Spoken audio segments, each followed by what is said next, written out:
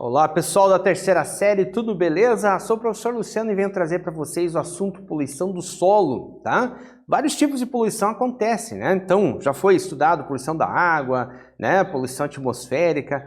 Poluição do solo agora seria o próximo tema, tá? Que a gente pode aprofundar, ele tem bastante relação aí com o Enem, com o vestibular e interessante aí você anotar algumas coisas para depois até perguntar para o seu professor, tirar alguma dúvida e tudo mais. Então, você lembra o que é poluição? Isso mesmo, podemos considerar poluição a modificação prejudicial do meio ambiente, tá? Modificação essa que afeta diferentes formas de vida, inclusive o ser humano. Então, pode reverter para o ser humano a própria ação humana de poluição. Ela está relacionada muitas vezes com a ação humana e suas atividades. Como eu falei, revertendo inclusive para o ser humano nesse caso ali. Objetivos dessa aula, gente. Compreender a definição de solo, compreender o conceito de poluição do solo, conhecer os principais tipos de poluição do solo, suas causas e também consequências, e também refletir sobre nossas ações cotidianas acerca dos cuidados com o solo. Muito bem, gente, o que é o solo? De um modo geral, dentro de um conceito geral. É material orgânico mais inorgânico que cobre a superfície da Terra. Então ele é composto de duas partes, uma orgânica, e outra inorgânica. A orgânica, ela provém da decomposição de animais, de plantas, que acabam nesse processo de decomposição reciclando, e fazendo parte desse solo novamente. E a porção inorgânica é formada por fragmentos de rochas de diversos tipos, Então, conforme o tipo de rocha que deu origem, vamos ter um diferente tipo de solo. Observação, a água e o ar também estão presentes no solo, sendo essenciais para o desenvolvimento de várias plantas e tudo mais, tá? Então aqui nós temos a rocha, os solos jovens que já, grande parte dessa rocha já se transformou em solo, e por fim o maduro, em que a rocha está lá embaixo, que a gente vai chamar de leito de rocha. Aqui nós vamos ter uma camada de subsolo, lá em cima um solo mais rico, rico também em humus, nesse material decomposto, que serve ali como um bom substrato para as plantas, tá?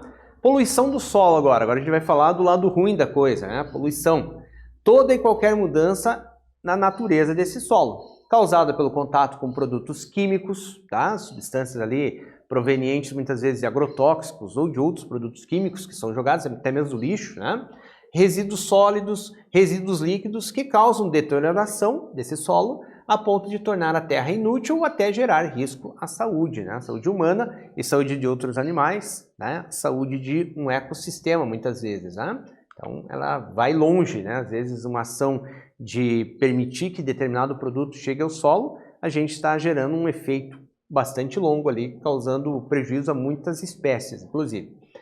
As principais causas da poluição do solo são uso de fertilizantes, pesticidas, herbicidas, inseticidas, manejo incorreto de resíduos sólidos e também o desmatamento. Tudo isso aí prejudica a biologia do solo, visto que muitas plantações já são ecossistemas estáveis, comunidades estáveis ali que se instalaram durante, às vezes, centenas ou milhares de anos, e quando você desmata, você interrompe esse ciclo, tá? Gerando ali problemas advindos dessa situação ali.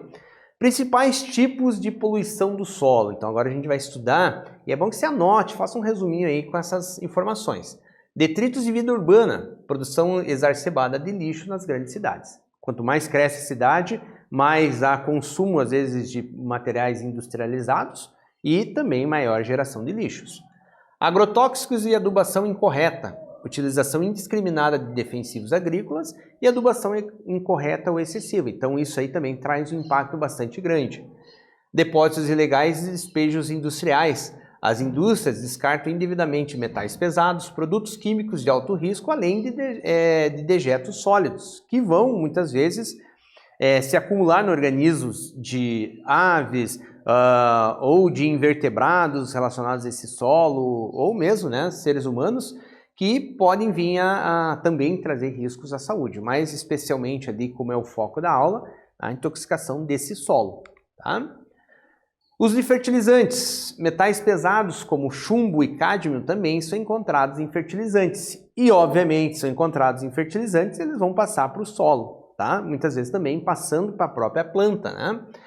Eles são posteriormente arrastados com a água das chuvas ou se infiltram no solo, indo parar em lençóis freáticos, que passam embaixo da terra, mananciais, né, lá que são fontes de água mesmo, poluindo também os cursos d'água. Então, a coisa vai além da poluição do solo, vai também intoxicar as águas, né, podendo fazer com que esse problema, que muitas vezes acontece em uma determinada região, pode impactar quilômetros e quilômetros de distância em função dessas águas que acabam levando esses produtos adiante ali.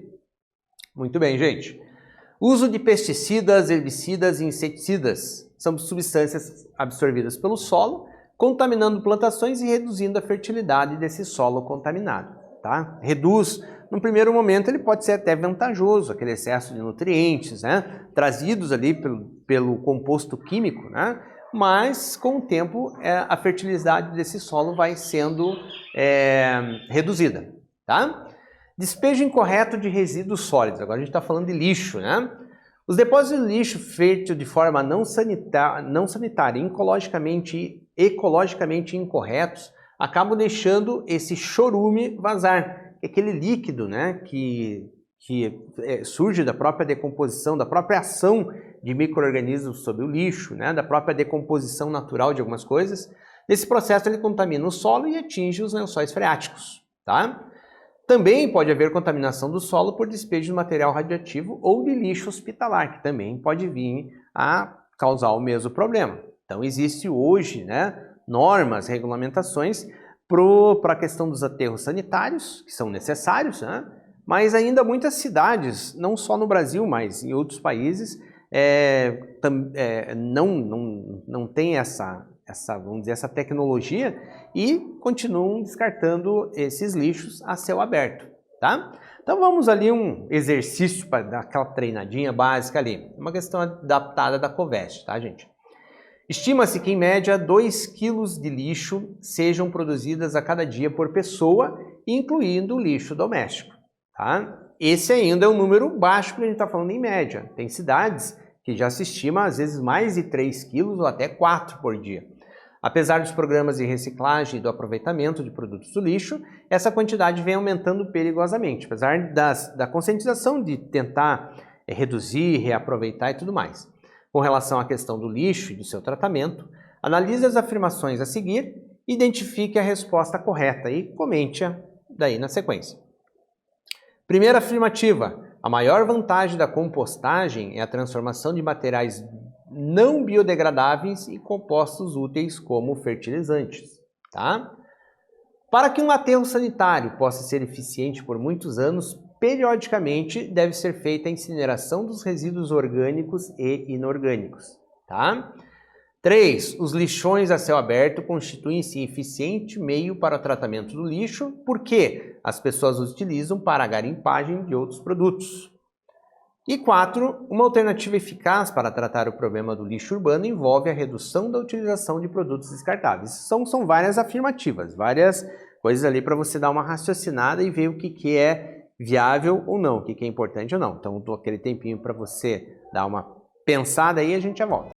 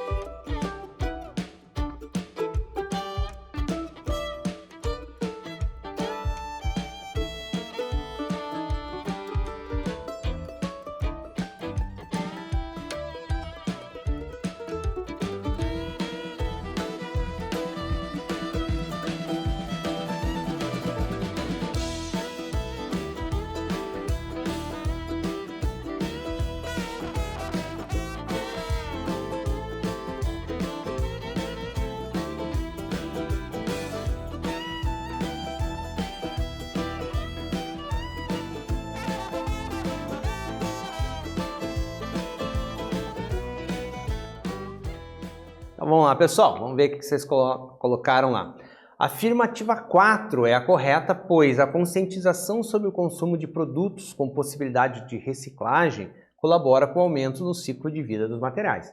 Claro, as empresas elas vão produzir aleatoriamente, tá? Se a população começa a cobrar, existe uma consciência populacional a respeito da escolha de produtos, né, com um ciclo de reciclagem maior, logicamente há uma pressão sobre essas indústrias e essas indústrias acabam nos favorecendo com isso, né, em termos de embalagens, né, em termos de várias questões que é interessante a gente analisar. Por isso que assim, essas aulas de terceira série do ensino médio já estão num ponto em que você tem que tomar consciência.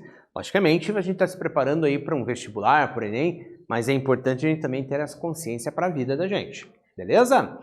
O desmatamento, gente, de que forma ele impacta o solo, de que forma ele pode ser considerado uma forma de poluição do solo, né?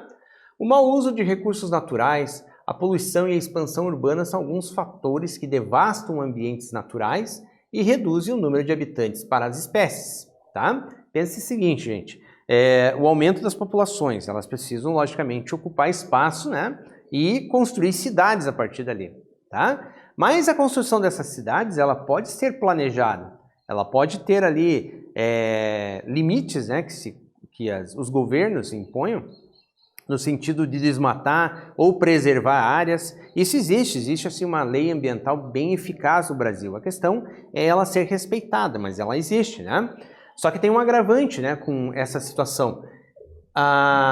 O desmatamento, né, essa urbanização do local pode gerar erosão, né, com quebra, né, da estrutura do solo, né, desmoronamento e tudo mais, e desertificação, quando o solo aí acaba perdendo, vamos supor, entrando praticamente como se estivesse entrando em estado de morte e não gera mais nada, ou seja, perde os nutrientes e tudo mais. Essa desertificação pode acontecer. Aqui aparece para nós uma erosão, tá? E ali a questão avançada aqui da desertificação. A situação normal e a situação desertificada.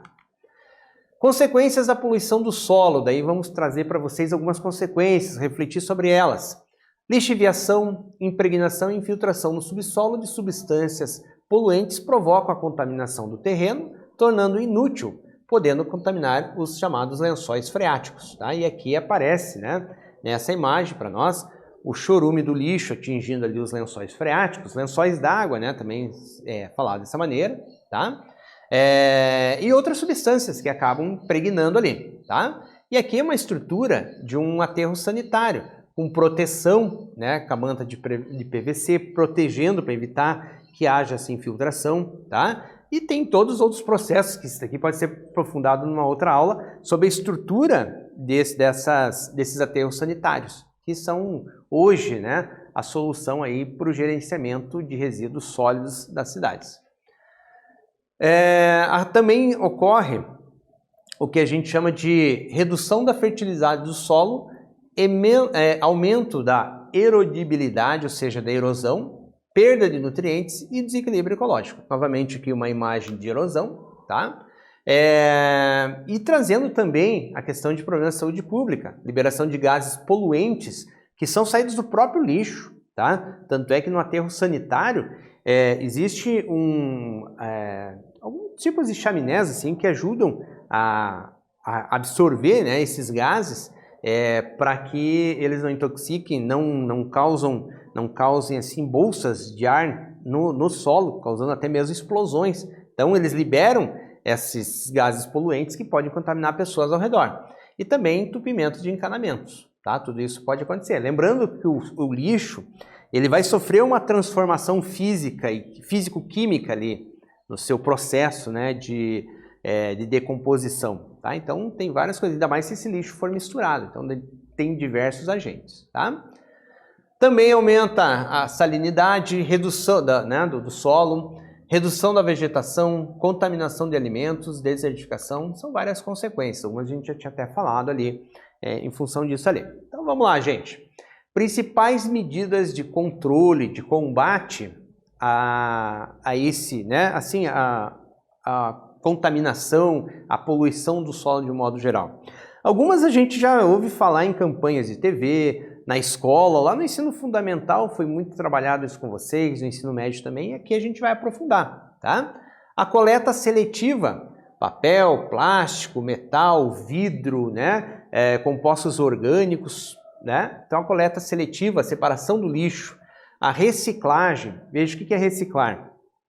É utilizar aquele mesmo elemento como matéria-prima para a produção de novos produtos a partir daquele. Por exemplo, a garrafa PET, ela é reciclada, ou seja, ela vai ser transformada em matéria-prima novamente para ser produzida novas garrafas. Isso se chama reciclagem, tá? Aumentar o ciclo, né, daquele produto. Tratamento de resíduos domésticos e industriais. Uso de materiais biodegradáveis, aqueles que se degradam naturalmente com o ambiente em tempo mais rápido, não vai levar décadas ou séculos para se decompor, né?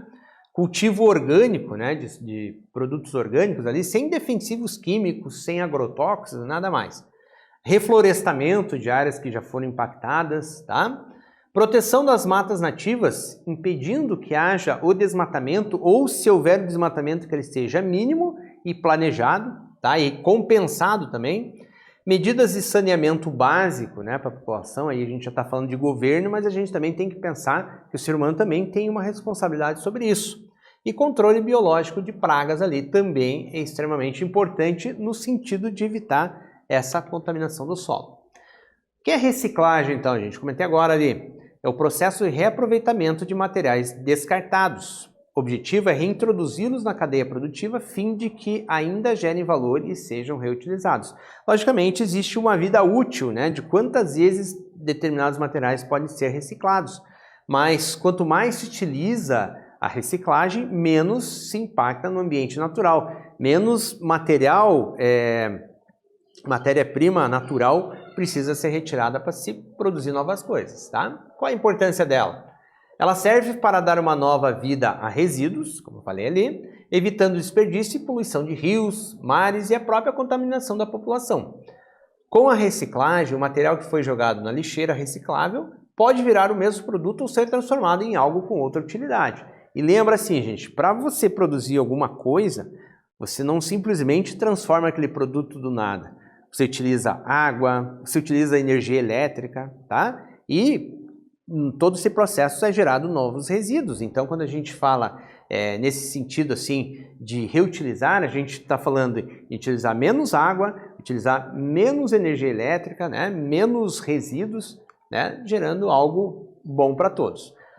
Mas vamos pensar assim, gente, a reciclagem ela é colocada assim, classificada dentro dos 5 R's, de uma maneira didática para a gente entender bem, tá? Repense seus hábitos e comportamentos de consumo. Repense, né? Será que eu preciso daquilo? Será que eu preciso de mais uma sacola? Será que eu posso, né, reduzir? Então, quando eu falo em reduzir, eu estou falando reduzir esse desperdício. Uma indústria, por exemplo, se ela precisar produzir um produto pequeno, que ela não precisa usar uma embalagem imensa para chamar atenção, né? Existe toda uma questão de marketing, mas esse marketing custa caro para o meio ambiente, tá? Recuse, né, descartáveis e outros vilões da natureza, né? Tente você ser seletivo nesse sentido. Assim a gente vai pressionar as indústrias também. Reuse, né? Reutilize, vamos pensar assim, né? Procure alternativas para objetos sem utilidade, tá? Aquela coisa, a gente utilizar lá uma própria garrafa PET, novamente usando exemplo, como um porta-lápis, fazendo coisas assim que a gente possa reutilizar esse produto. E recicle qualquer tipo de material reciclável. A reciclagem é essencial para sustentar milhões de famílias de catadores, tá? Então, assim, ela tem uma importância econômica bastante grande também. Existem padrões, cores, né, para classificar essa reciclagem aqui. Então, por exemplo, o azul, tá? Papel, papelão. Vermelho, quando a gente está falando da separação do plástico, tá? O verde, do vidro. O amarelo, quando a gente está falando de metais, tá? Preto, quando a gente está se referindo à madeira. Laranja, pilhas e baterias. O roxo, lixo radioativo, tá? O marrom, lixo orgânico, e o cinza, que é o lixo não reciclável, aquele lá que realmente não tem como, aquele que tem que ir para o aterro sanitário, né? Para ser enterrado, fazer todo aquele processo de tratamento para que ele não atinja lençóis freáticos, não contamine o solo e tudo mais, tá? Então vamos a outra atividade aqui. Abaixo você pode observar algumas ideias de brinquedos produzidos com materiais recicláveis. Além de brinquedos, muitas outras coisas podem ser feitas com esses materiais e isso promove uma grande contribuição com o meio ambiente. Fale da importância dessa prática. Então a gente vê ali que a gente fala de reutilização, né, de vários elementos ali que são reutilizados, né, trazendo ali como brinquedos ou outros utensílios, né? Então fale da importância dessa prática. Damos aquele tempinho e já voltamos aí para a gente ver o que se escreveu.